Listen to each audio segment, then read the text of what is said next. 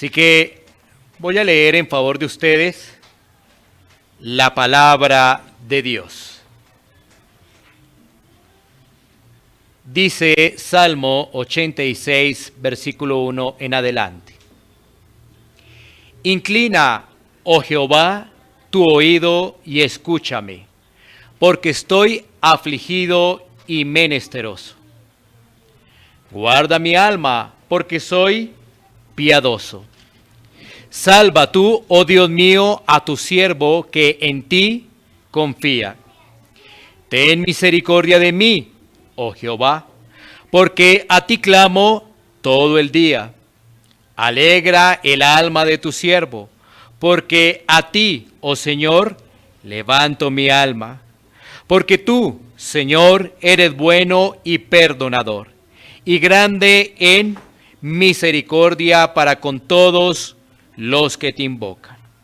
Escucha, oh Jehová, mi oración, y está atento a la voz de mis ruegos. En el día de mi angustia te llamaré, porque tú me respondes. Vamos a orar por esta palabra que hemos escuchado, para que la gracia de Dios nos permita poder entender, vivir, aplicar la palabra. Señor, te damos gracias por permitirnos ahora escuchar tu mensaje. En tu mensaje, Señor, hay sabiduría de lo alto. Hay, Señor,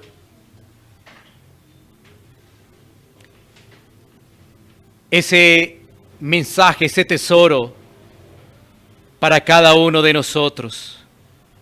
Y rogamos, Señor, para que tu iluminación por medio de tu Santo Espíritu nos guíe, nos dé el entendimiento, nos permita, Señor, apreciar la oración como ese tesoro para nuestras vidas y así poder crecer, Señor. Qué privilegio que tú nos concedes el poder tener cada vez más herramientas sobre la oración. Ayúdanos, Señor, a cada uno de nosotros. Permíteme, Señor, exponer con reverencia y temor tu palabra, porque tu palabra, Señor, es consejo, es instrucción, es exhortación, es ánimo para nuestras vidas. Y todo esto lo pedimos en el nombre de nuestro Señor y Salvador, en Cristo Jesús. Amén. Podemos sentarnos.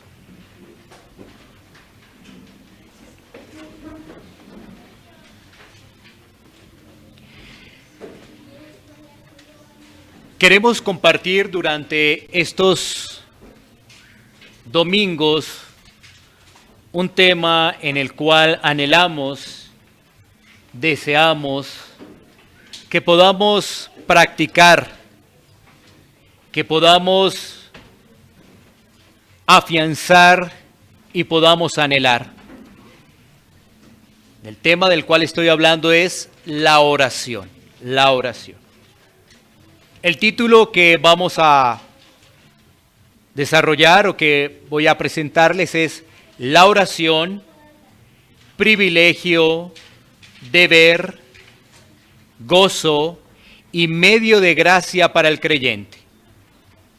La oración, privilegio, deber, gozo y medio de gracia para el creyente. Ahora, el tema de la oración es bastante amplio para analizarlo en las Escrituras. Esto debido a la gran fuente de información que de allí se desprenden. Pero la oración para algunos se puede convertir en una carga, para otros en una obligación o en una serie de palabras sin sentido, palabras repetitivas, o pronunciar frases sin entendimiento de las Escrituras. Bien valdría la pena hacer algunas preguntas, ¿como cuáles en esta introducción? ¿Por qué muchos que se dicen ser cristianos no oran? ¿Por qué la oración en algunos momentos se vuelve para algunas personas irrelevante o con frases que no tienen sentido? Bueno, quizás podríamos ahondar y responder lo que dirían algunas personas. No oran, no alcanza el tiempo. No oran, están cansados. No oran porque no hayan deleite en la oración o a veces no le ven sentido a poder orar. Este tema de la oración tiene tanto de largo como de ancho y vale la pena decir que las religiones del mundo oran, rezan. Por ejemplo, ¿sí sabías tú que los musulmanes oran 5 veces al día con dirección a la Meca? ¿Sí sabías tú que los judíos oran 3 veces al día? Bueno, y si le preguntamos al cristiano cuántas veces en el día ora, ¿cuál creerías que sería la respuesta? Quizás daría la respuesta que en un versículo el apóstol Pablo hace referencia a ello, un versículo muy corto, 1 Tesalonicenses 5:17. Es un versículo que quizás todos se pueden aprender de una forma muy sencilla, porque apenas dice, orad sin cesar. ¿Será esa la respuesta del cristiano, aún teniendo presente que las religiones en el mundo siempre se dirigen en oración a su Dios? Y es que sin duda la oración es una fuente maravillosa que nos permite comunicarnos con Dios por medio de nuestro Señor Jesucristo. Y lo que queremos con estos temas, estos domingos, es que podamos ir a la palabra y extraer de la palabra los tesoros que nos hablan de la oración y actuar como genuinos hijos de Dios.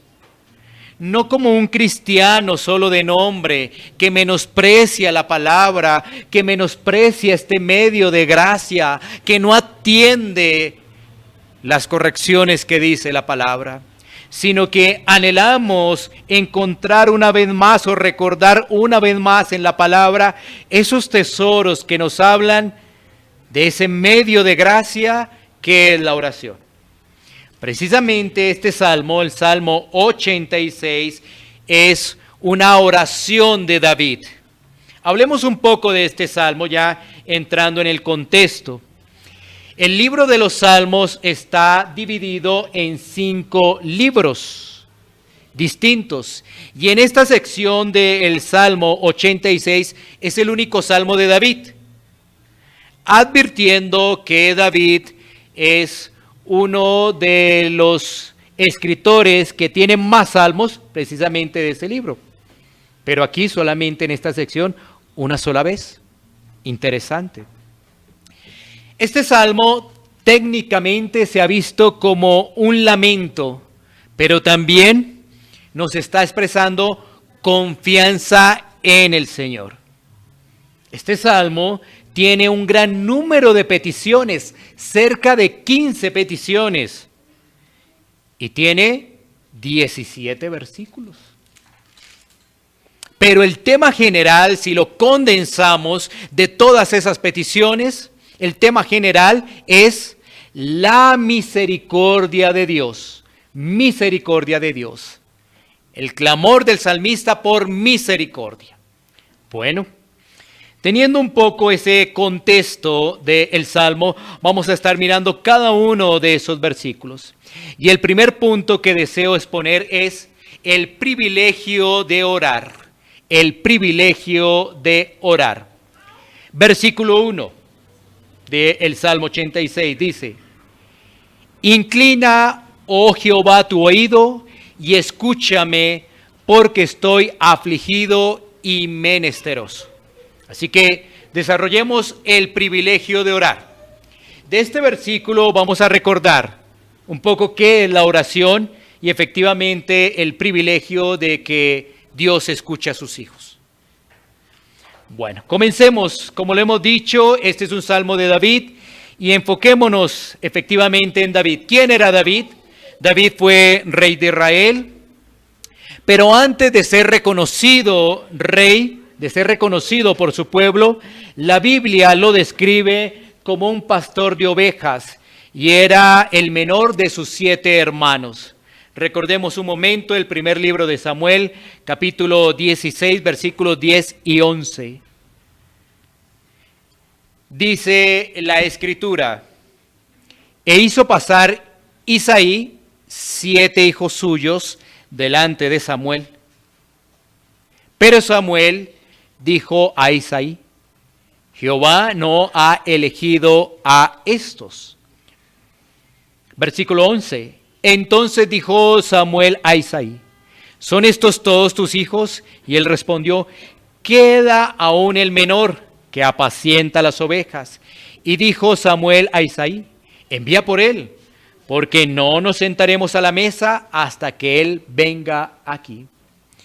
David era un simple pastor de ovejas, y como nos lo describe el pasaje, era el último de sus hermanos, era el menor de sus hermanos. Se registra el nombre del padre de David, pero no se habla del nombre de la madre de David por ningún lado. Y vemos que David es escogido por Dios para una misión especial: mostrar la gloria de Dios por medio de un simple pastor de ovejas. Ahí va comenzando todo. El poder de Dios, la manifestación de Dios obrando en algo que aparentemente es simple, sin importancia. David no era en ese momento un gran guerrero. David en ese momento no era un gran líder. Era un simple pastor de ovejas. Y Dios lo escoge para mostrar su gloria y así cumplir el propósito que él ha establecido, utilizando en este caso a David. Pero ¿en qué se convierte David? Se convierte en un arriesgado guerrero que sorteó muchas pruebas. Porque a partir de ese llamado, a partir de que David tiene una transformación, gracias a que Dios lo escogió, se va a enfrentar con el gigante, con Goliat, pero a partir también de esas situaciones, Muchas historias se le presentan a David hasta llegar a ser rey. Vemos entonces que Dios llama a David y vemos que David confió en Dios y como tal empezó a tener una dependencia de Dios. Mira que es interesante. Voy despacio para que tú puedas entender la idea que deseo expresar. David es llamado por Dios. No fue que David quiso ese llamado como tal, sino que Dios lo tenía preparado para una función específica. Como tal, ahora David confía en Dios y ahora depende de Dios. David es un hijo de Dios. Y esto nos lleva a poder tener una información que podemos expresar de lo que es la oración. La oración es el medio por el cual un hijo de Dios se comunica con su Padre. Mira, la oración es un medio por el cual un hijo de Dios se comunica con su Padre. Si lo ampliamos, lo hace por medio de nuestro Señor Jesucristo. ¿Para qué? Para agradecer, para confesar y para pedir conforme a la voluntad de Dios. ¿Sí? Vamos a ver que el salmista se comunicaba con Dios. Vamos a ver que el salmista agradecía a Dios. El salmista confiesa sus pecados a Dios y pide conforme a la voluntad de Dios. Gracias a la revelación de las Escrituras, podemos ver que ahora nosotros nos dirigimos al Padre por medio de nuestro Señor Jesucristo. Gracias a precisamente todo lo que allí encontramos en la Biblia, en el Nuevo Testamento, vamos a entender que ahora nosotros nos dirigimos al Padre, pero es gracias a nuestro Señor Jesucristo. Ahora, hemos dicho dentro del enunciado que es la oración, hemos mencionado que es un medio por el cual un hijo de Dios se comunica con su Padre. Ahora recordemos qué nos dice el Evangelio de Juan de quién es o cómo se logra ser un hijo de Dios. Vamos a Juan, capítulo 1, versículos 12 y 13. Juan, capítulo 1, versículos 12 y 13. Dice: mas a todos los que le recibieron, a los que creen en su nombre, les dio potestad de ser hechos hijos de Dios, los cuales no son engendrados de sangre, ni de voluntad de carne, ni de voluntad de varón, sino de Dios. El pasaje nos está diciendo en primera instancia, todo aquel que recibe a Cristo pasa a ser hijo de Dios. Pero para recibir a Cristo, ¿qué hay que hacer? Mira que el pasaje nos amplía. Porque nos dice el versículo 13, los cuales no son engendrados de sangre, ni de voluntad de carne, ni de voluntad de varón, sino de Dios.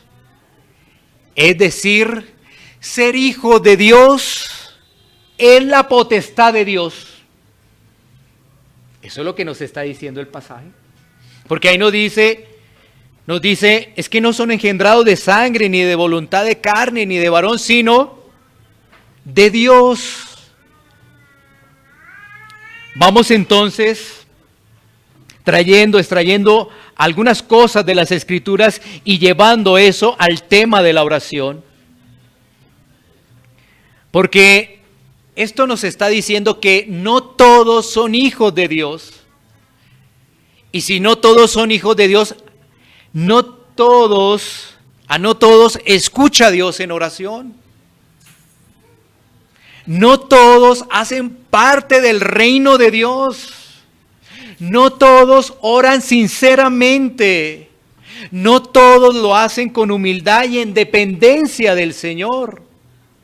Porque estamos viendo que esto es voluntad de Dios. Si uno dijera solamente el versículo 12, Juan 1:12, uno podría decir, no, todos los que lo recibieron, entonces yo lo recibí, y ahora porque yo lo recibí, soy hijo de Dios. Pero hay otro versículo allí que dice que es voluntad de Dios, que es potestad de Dios. Ahora, según la voluntad de Dios, ¿qué ocurre? Miremos cómo es ese nacimiento de nuevo. Según la voluntad de Dios, según su designio, estas personas escuchan el Evangelio, escuchan la obra de Cristo y creen por fe en la obra de Cristo y se apropian de todo lo que dice la palabra. Es diferente, ¿sí ves? ¿Por qué es diferente esto? Porque hoy en día escuchamos cosas muy distintas a lo que nos enseña la Escritura. ¿A qué quiero llegar en este primer punto? Es que una persona cuando escucha el Evangelio real, sin contaminar, lo primero que hará será orar, clamar al Señor por su salvación. Eso será lo primero que hará. Por eso se necesita la exposición de las Escrituras. Es lo primero que escuchen el Evangelio, para que la persona pueda entender que su condición ante Dios, pueda entender que su corazón está contaminado, su corazón es oscuro, es negro, está lleno de orgullo, de maldad. Todo eso es pecado. Pero la persona lo puede experimentar para que así pueda decir, Señor, sálvame y ten misericordia de mí.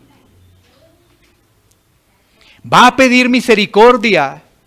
Y va a pedir misericordia porque el Espíritu Santo estará obrando para que esa persona vea su interior, vea cuál es la realidad de su interior.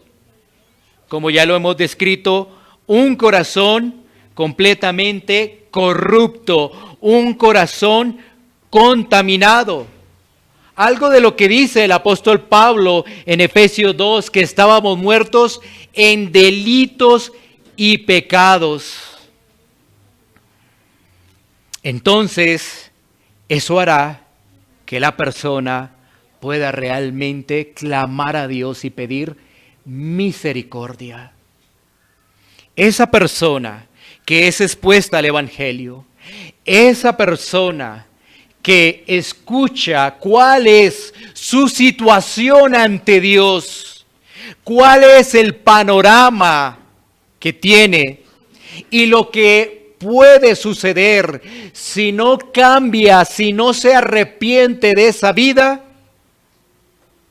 esa persona y dice, clamo por Cristo, clamo por mi Señor. Y no se trata de un acto de manipulación. No, se trata de la exposición con claridad de las Escrituras y que el Espíritu Santo está haciendo una obra en el corazón del pecador.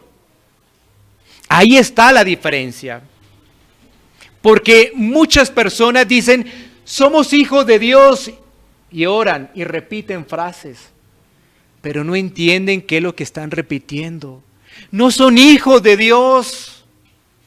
El Señor les concedió a los hijos la posibilidad de que se puedan comunicar con Él, le puedan pedir y puedan también confesar y agradecer. Ahí está el problema de un evangelio diluido, un evangelio falso. Que las personas sí hacen una oración, pero hacen una oración deseando cosas temporales y no anhelando la salvación.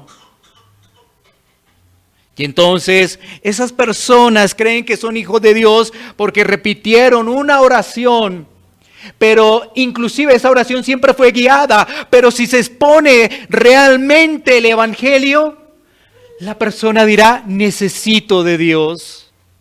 Señor, ten misericordia de mí. No va a necesitar, repite conmigo esto, sino que va a entender claramente que sin Dios, sin la obra de Cristo, no hay nada que hacer, y va rumbo al infierno, porque su corazón es completamente contaminado, porque su corazón está inclinado a las cosas del mundo. Aún esa persona podría ser como algunos relatos que aparecen en las Escrituras. ¿Y qué debo hacer de escuchar? Porque en las Escrituras dice: ¿y qué debo hacer? ¿O qué debemos hacer? Por ejemplo, Pedro dice: cree en el Señor Jesucristo. Pero ahí está el nombre del Señor. ¿Cuál sería el clamor? Decir: yo realmente entiendo que sin Cristo no hay nada. Cristo es el único que puede salvar mi vida. Así que, antes de pasar al siguiente versículo, observemos una vez más ese versículo 1 del Salmo 86. Miren a David después de lo que hemos hablado. Dice: inclina, oh Jehová, tu oído y escúchame. 1. David es un hijo de Dios. 2. Miren la forma como David se dirige a Dios. Inclina, oh Jehová, tu oído. Inclina porque sabe que Dios es grande, está arriba, pero que Él puede escuchar a sus hijos. Desciende, escúchame. Desciende un poco para que me puedas escuchar, porque tú eres mi Padre. Es una oración donde comienza con una confianza, una seguridad, pero también con un temor. Inclina, oh Jehová, tu oído. Inclina es porque tú estás muy lejos, tú estás muy grande. Yo no puedo, yo dependo de lo que tú hagas. Inclina, oh Jehová, tu oído y escúchame. Tiene la certeza, tiene la convicción que Dios escuchará sus súplicas, ya que David está viviendo un tiempo de prueba. Ahora, pues es que en David fueron hartos momentos de prueba, ¿sí? Aquí no podríamos decir cuál específicamente, pero sabemos que a través del relato de las Escrituras fueron muchos momentos de persecución, momentos difíciles con su familia, momentos también que vivió con respecto a los enemigos que tenían el contorno, ¿no? De guerras también. Fueron muchas cosas realmente. Bueno, ahora sí pasemos al versículo número 2. Ya hemos visto que el privilegio es para los hijos de Dios. Y ese privilegio, pues obviamente también está bajo el parámetro del nacimiento de nuevo y que concede todo eso Dios. Miremos el versículo 2. Dice: guarda mi alma, porque soy piadoso. Salva tú, oh Dios mío, a tu siervo que en ti confía. Y vamos a mirar este versículo con este enunciado. La oración es un deber del creyente. La oración es un deber del creyente. Ya vimos un privilegio, que es orar, y ahora miremos que es un deber del creyente. ¿Por qué la oración se vuelve un deber? Bueno, este versículo nos ayuda a entender el siguiente planteamiento. Dios nos ha rescatado, Dios nos ha salvado. Si Dios ha hecho la obra en nosotros, ¿cuál debería ser nuestra respuesta? Pues orar, agradecer, pedir. Eso es lo que hace David en este versículo. David acude a Dios porque sabe que en sus propias fuerzas su alma va a desfallecer. Él sabe que en sus propias fuerzas no tiene opción, no tiene chance, no tiene posibilidades. ¿A quién acude? Por supuesto, a quien lo llamó, a quien lo rescató. David tiene presente también que como representante de Dios, en esos momentos allí al frente de un pueblo, tiene que mostrar también moralidad. Porque el pasaje también nos dice, el versículo 2 dice, porque soy piadoso. Ahora, ese piadoso no se está refiriendo a una persona perfecta. Más bien hace referencia a que frente a sus adversarios, David teme a Dios y como tal muestra la imagen de Dios. David tiene claro que la salvación en todo sentido depende de Dios. Y aquí la referencia es a tener victoria frente a la prueba que él está viviendo. David entonces confía sin reservas en el Señor. Y todo esto nos recuerda una vez más el enunciado, el deber de orar. Miremos qué nos dice Lucas 18:1 y después miraremos los versículos 6 y 7. Pero primero Lucas 18:1. Dice la Escritura, también le refirió Jesús una parábola sobre la necesidad de orar siempre y no desmayar. Miremos más adelante. Ahí se sigue desarrollando la historia. Versículos 6 y 7 de Lucas 18. Lucas 18, 6 y 7. Y dijo el Señor, oíd lo que dijo el juez injusto. ¿Y acaso Dios no hará justicia a sus escogidos que claman a Él día y noche? ¿Se tardará en responderles? Miren lo importante, lo fundamental y aún el deber que es para el creyente orar, la necesidad. Porque este relato, esta parábola allí de nuestro Señor Jesucristo nos está mostrando precisamente esa necesidad. ¿Y cómo finaliza ese relato? ¿Acaso Dios no hará justicia a sus escogidos? Una vez más, los hijos de Dios. Pero mira la respuesta de los hijos de Dios, que claman a Él de día y noche. ¿Y por qué claman? Porque ellos entienden que orar es un privilegio. Porque ellos entienden que en la oración hay también el momento para poder pedir. Pero también en la oración hay confianza de que el Señor está allí. Por eso sus hijos, sus escogidos, saben de la necesidad de orar. Saben que es un deber orar, que es una de las marcas de un cristiano. En la oración confiamos en Dios. Pero, ¿qué se hace muchas veces? Es repetir y repetir palabras sin sentido, sin tener convicción de lo que decimos. Más bien escuchamos a los demás y repetimos lo que dicen los demás. Aunque no lo entendamos, eso lo repetimos y nos volvemos mecánicos. ¿Sí? Sin embargo, eso no debe ser así. Solo los hijos de Dios pueden tener esa intimidad en oración con el Señor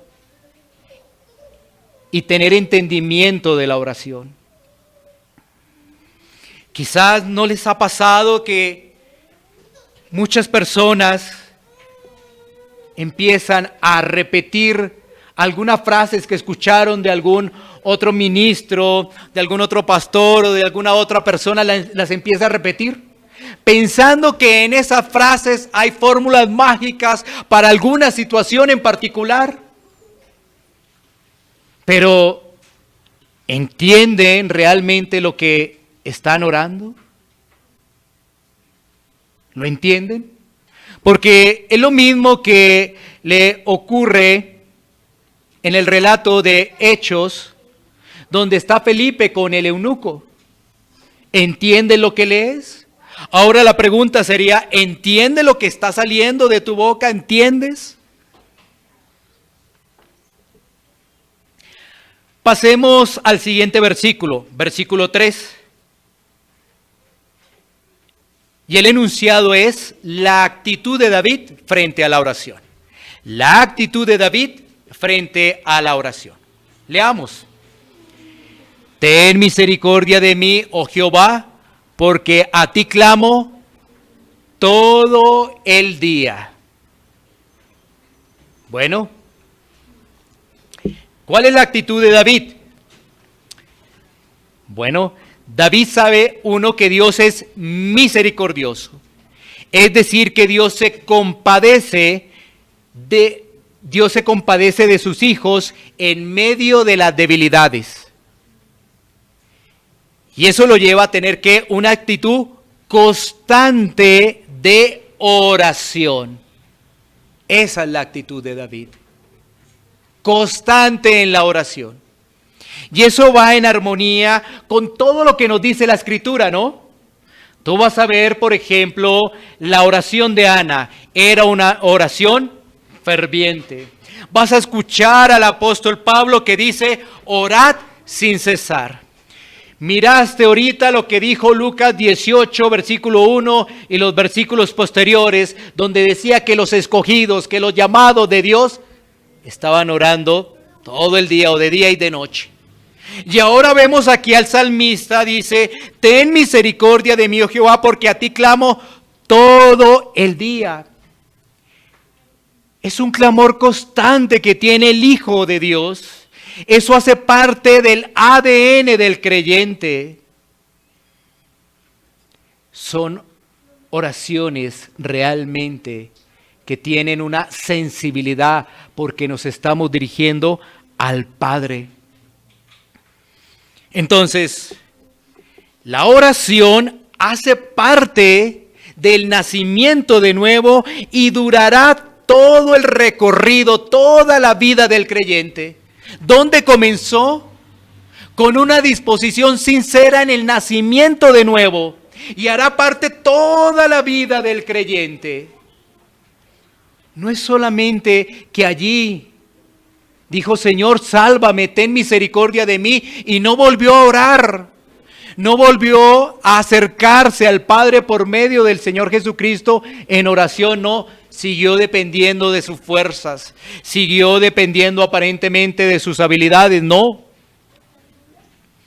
Esa es la actitud de David, un clamor constante en la oración. Sigamos avanzando, pasemos ahora al versículo siguiente, que es el versículo 4. Vamos a leer 4 y 5 en este bloque. Dice, alegra el alma de tu siervo, porque a ti, oh Señor, levanto mi alma, porque tú, Señor, eres bueno y perdonador, y grande en misericordia para con todos los que te invocan. Estos versículos tienen el enunciado, el gozo que trae la oración. El gozo que trae la oración. Ya hemos visto el privilegio, ya hemos visto el deber, hemos visto la actitud de David y ahora el gozo que trae la oración. Ese gozo lo podemos ver de tres maneras. Uno, el privilegio de David al acercarse al Señor. ¿Cómo no va a manifestar ese gozo? Es ante el Dios Todopoderoso, que se puede acercar. Eso ya es gozo. Porque un pecador, aquel que tiene el corazón oscuro, aquel que tiene el corazón endurecido, piensa que se acerca a Dios, pero Dios no lo está escuchando. Saber que Dios me escucha, que en medio de mis debilidades Dios me escucha, ¿cómo no va a ser eso alentador y va a traer gozo a nuestras vidas? Bueno, miremos lo que nos dice Proverbios 15:29. Proverbios 15:29. Jehová está lejos de los impíos, pero él oye la oración de los justos. ¿Cómo eso no va a ser manifestación de gozo en medio de pruebas? Imagínate David, pruebas, tribulaciones, siente que su alma no puede más, pero ha llegado el momento de tener quietud y dirigirse ante su Padre. Oh, todo cambia. Él tiene la confianza, él tiene la convicción de que Dios oye a los justos aquellos que están en Cristo. ¿Por qué también hay esa alegría, hay ese gozo? Porque el Señor es bueno y perdonador. El Señor es bueno y perdonador. Esto nos lleva a recordar lo que nos enseña la Biblia, que el hombre sin Dios no avanza, que el hombre sin Dios está muerto en delitos y pecados. Pero esto también nos lleva a entender que cuando una persona ha nacido de nuevo, es una persona que ahora ya no peca. Pero ya explico esto. Ya no tiene ese deseo de pecar habitualmente. Ahora ha sido transformado por Dios. Pero su carne lo llama a pecar. Aunque sus convicciones son otras. De todas maneras, peca. Pero ¿qué va a recordar ese creyente? Que tiene un abogado frente a sus miserias y frente a sus pecados, que es Jesucristo. Eso es alentador, eso trae gozo a la vida. Uno que tiene su corazón oscurecido no se va a dar cuenta del pecado. Y va a utilizar la oración solamente para que pueda tener sus medios temporales. Va a utilizar la oración solamente para él, para sus gustos, sus cosas. En cambio, aquella persona que se acerca a Dios por medio de Jesucristo sabe que en medio de la lucha con el pecado ha tenido batallas muy fuertes y ha caído. Pero sabe que Dios es ¿qué? Bueno y perdonador. Y el tercer elemento es porque el Señor es misericordioso. Salmo 136:1. Salmo 136:1 dice: alabad a Jehová, porque Él es bueno, porque para siempre es su misericordia. He tenido una lucha muy fuerte en estos días, por decirlo. Yo voy a las Escrituras y recuerdo que Dios es misericordioso. Mira lo que dice ese salmo: porque Él es bueno, porque para siempre es su misericordia. Algunos que prefieren callar, excusar su pecado. Nadie se dio cuenta, yo no tengo que decir nada y más bien me callo. Pero si yo tengo la posibilidad, si soy hijo de Dios, de clamar a Él misericordia, ¿por qué no lo hago? Nadie se dio cuenta de lo que pasó. Nadie me dijo nada. Nadie me exhortó. ¿Es mejor? Nada. Pero mira lo que estamos aquí aprendiendo. El salmista trae a colación que el Señor es grande en misericordia, grande en esa misericordia para todos los que te invocan. Ahora, vamos entendiendo una vez más, ¿quiénes invocan a Dios? Pues los hijos de Dios. El problema es que debemos sujetarnos a las Escrituras, porque cualquiera puede rotularse como hijo y puede aparentemente escuchar esta enseñanza y decir: yo soy hijo. Pero si has seguido el orden que hemos venido presentando, ya vemos que eso hace parte de la potestad de Dios. Aquel que escucha el Evangelio, aquel que ve la verdad de su vida y aquel que clama a Cristo como Señor y Salvador. Entonces, sin duda es alentador y trae gozo la oración, el recordar que tenemos ese privilegio, que el Señor es bueno y perdonador y que el Señor es misericordioso para con todos sus hijos. Una vez más, para con todos sus hijos. Así que, ¿cómo vamos a perder el privilegio de poder orar escuchando estas verdades? Es como si te dijeran, oye, hemos encontrado la clave de la caja fuerte, la hemos encontrado. Y tú dices, no me interesa tener ese tesoro. Es como si uno no estuviese deseoso de estar en el reino de los cielos. La palabra nos está mostrando ese tesoro, nos está mostrando cuál es la clave, cuál es la llave para abrir esa caja fuerte. Es por medio de nuestro Señor Jesucristo, los privilegios que tenemos de la oración.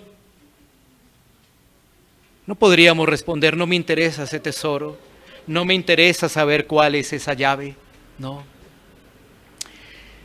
Sigamos con el siguiente punto, que sería el punto número 5, leyendo los versículos 6 y 7. Entonces leamos. Escucha, oh Jehová, mi oración, y está atento a la voz de mis ruegos. En el día de mi angustia te llamaré, porque tú me respondes. Vamos a mirar en este punto el resultado de la oración de David. El resultado de la oración de David. ¿Cuál es ese resultado? La confianza de que Dios va a responder o que va a encontrar respuesta en Dios. Confianza. Y esto nos lleva a comprender que la oración es un medio de gracia. Porque si yo tengo confianza, crezco en esa confianza, es porque obviamente eso me ayuda a mi santificación. Y si eso me ayuda a mi santificación, es porque estoy adelante en ese medio de gracia. Los medios de gracia son destinados por Dios para que crezcamos. Porque nacemos de nuevo, somos unos bebés espirituales. ¿Qué necesitamos? Crecer. ¿Qué nos ha dado el Señor para crecer? Los medios de gracia. Si yo tengo la confianza de que Dios me responde, yo estoy creciendo y estoy entonces utilizando la oración como un medio de gracia, como un medio de crecimiento. Miremos un momento Salmos 125, 1. Salmos 125, 1.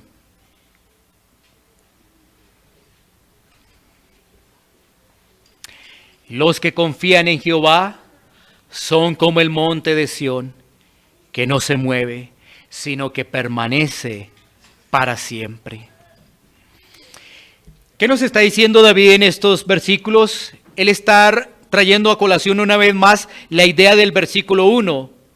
La intención de David es dejar de pensar en sus problemas y en enfocarse en Dios. ¿Sí? Miren, versículo 1. Inclina, oh Jehová, tu oído y escúchame, porque estoy afligido y menesteroso. Hay problemas. Hay tribulación en David, hay prueba.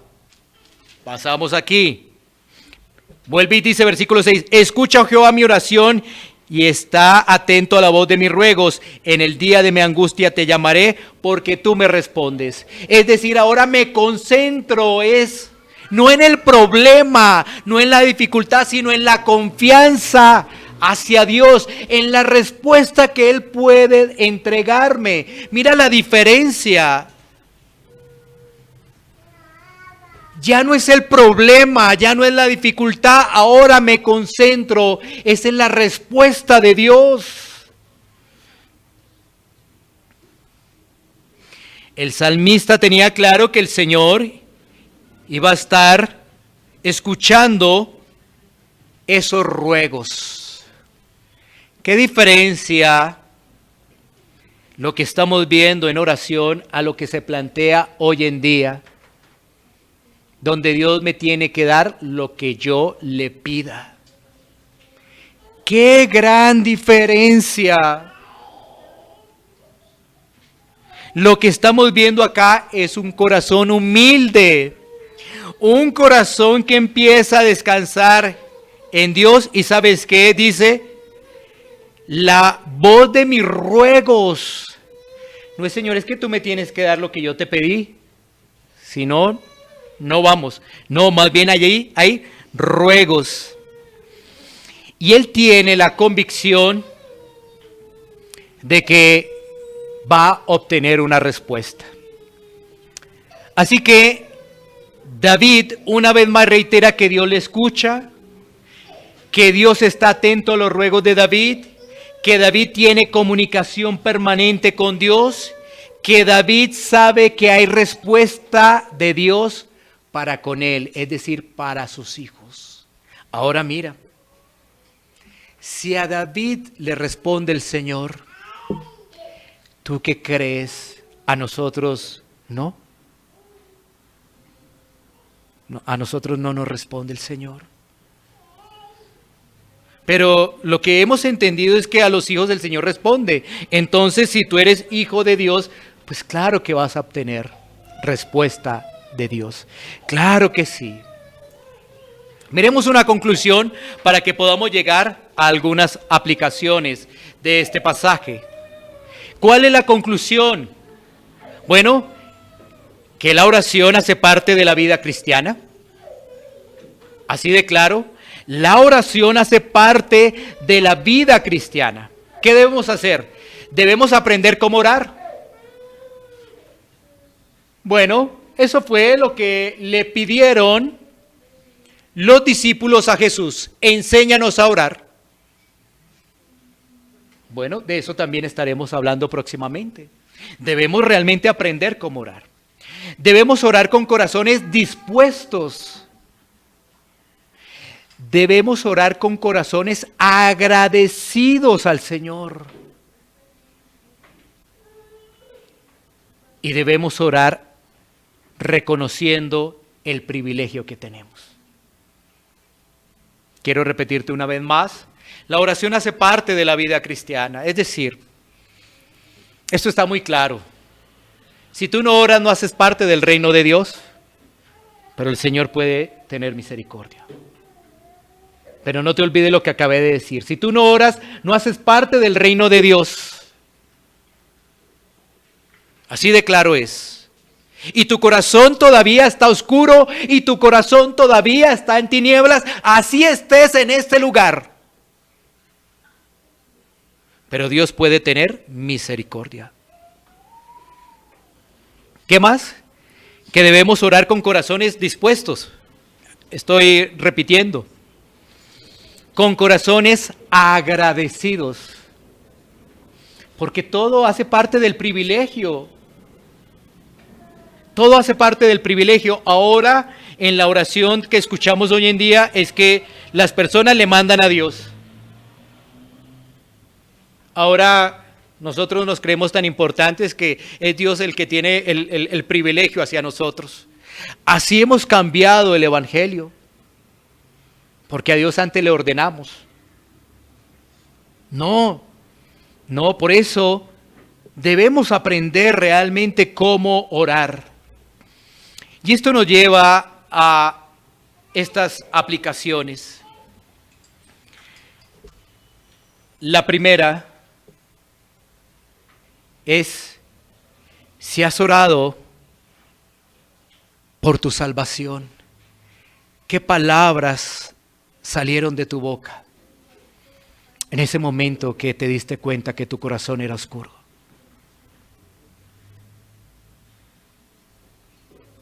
¿O no han salido todavía algunas palabras de esa característica? Si no, permíteme decirte 3 cosas. La primera, Dios es santo, santo, santo. Y ninguna persona que está contaminada de pecado tendrá la posibilidad de estar con Dios por la eternidad. Ninguna. ¿Qué es el hombre? El hombre es un pecador donde su corazón es duro, oscurecido por el pecado, no puede ver la luz. Todo lo que hace es pecado, aún las cosas buenas. La Escritura dice que son como trapos de inmundicia. Si estás haciendo cosas buenas, la Escritura te dice, esos son trapos de inmundicia.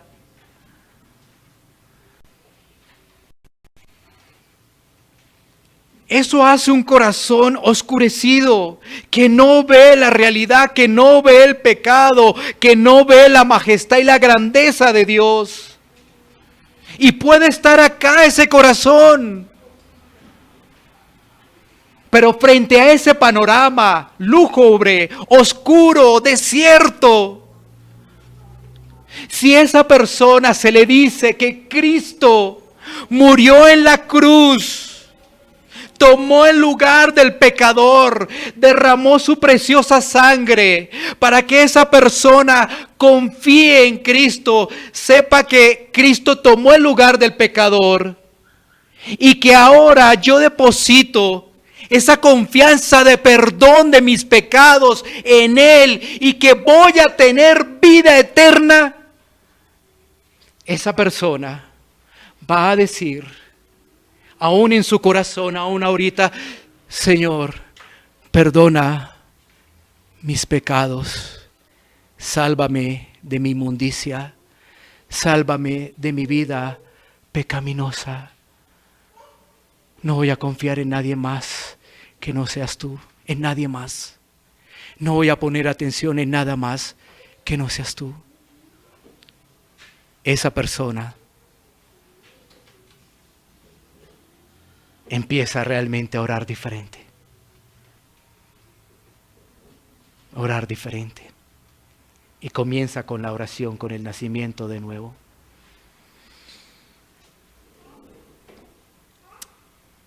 Miremos otras aplicaciones. Ya para aquellas personas que llevan un recorrido, que quizás tienen la convicción de que el Espíritu Santo hace parte de su vida, pues para aquellas personas quisiera compartir lo siguiente. 1, ¿cómo estás orando? ¿Estás orando fervientemente como Ana? ¿Sin cesar, como lo dice el apóstol Pablo? ¿Estás orando en sumisión al Padre como Cristo? Ahora, Cristo es nuestro mejor ejemplo en la oración. La vida de oración de Cristo es un gran ejemplo. He mencionado a Ana, he mencionado al apóstol Pablo, podemos mencionar a Juan o a otro de los que hacen parte de las Escrituras. Pero nuestro mayor ejemplo y modelo es nuestro Señor Jesucristo. Así que ahí tenemos el ejemplo de la oración. Decíamos, una oración ferviente como la de Ana. ¿Ustedes recuerdan a nuestro Señor Jesucristo orando en Getsemaní? Una oración ferviente en dependencia al Padre. Mencioné la oración sin cesar de Pablo, pero cómo nuestro Señor Jesucristo se apartaba de mañana y aún muy oscuro, se dirigía al Padre, buscaba lugares tranquilos para poder tener intimidad con el Señor, con el Padre. Qué bello ejemplo. Claro, Para los que nos decimos ser creyentes, nos ponen un reto, pero el reto es nuestra mirada puesta en el autor y consumador de la fe. ¿Qué debemos anhelar? Crecer en la oración. Que nuestra oración privada y pública pueda crecer tanto en las Escrituras como en el tiempo de oración. Debemos crecer en la oración privada. Debemos anhelar la oración pública. Pero eso debe estar sujeto a las Escrituras. De lo contrario, volveríamos a lo mismo. Y debemos anhelar que nuestras oraciones glorifiquen a Dios. Aunque la oración puede ser un tema tan sencillo, como nos dimos cuenta, una simple oración, decir, Señor, ten misericordia de mí, sálvame. La pregunta una vez más es, ¿y por qué los que se dicen ser cristianos no oran? ¿Por qué no crecen en la oración? ¿Por qué a veces les cuesta tanto orar? ¿Qué es lo que sucede? Quizás para algunos deberíamos volver a los primeros rudimentos. Por eso comenzamos con lo más sencillo, ser hijo de Dios. Porque si no somos hijos de Dios, debemos comenzar de cero. Empezar nuevamente. Para crecer en esa seguridad de que el Señor nos escucha, de que hay gozo en la oración, de que es un deleite para nuestra alma el poder orar, de que podemos descansar en el Señor. Este tema es necesario para la iglesia. Hemos venido hablando de muchas cosas para la iglesia, la membresía, hemos venido hablando del día del Señor, pero algo que aparentemente es fácil, se puede convertir en algo que no hace el que se dice ser cristiano. Y sus oraciones quedan en, gracias Señor. Recuerda, hay muy buenos ejemplos en las Escrituras. Una vez más, qué bueno que tu memoria alcance un poco para que puedas revisar qué fue lo que clamaste cuando por primera vez escuchaste el Evangelio. Qué bueno. Y para muchos de nosotros, qué reto tan hermoso, porque no es una carga el poder orar, qué reto tan hermoso realmente crecer en oración privada y pública, y que todo ello nos lleve a glorificar a nuestro Señor, como lo hacía David, pero como tenemos nuestro mayor ejemplo, nuestro Señor Jesucristo. Dios hecho hombre orando. Qué magnífico y grande ejemplo para cada uno de nosotros, que no podemos desperdiciar. Si somos de Cristo, vamos a orar, porque el Espíritu mora en nosotros. Si no somos, digamos, ten misericordia de mí. Pero eso tiene que salir de un corazón que ha sido tocado por el Espíritu Santo. No es repetir por repetir, no lo es. De lo contrario, nunca le sacaremos realmente el tesoro a la oración. Bueno, tengamos un tiempo para poder orar.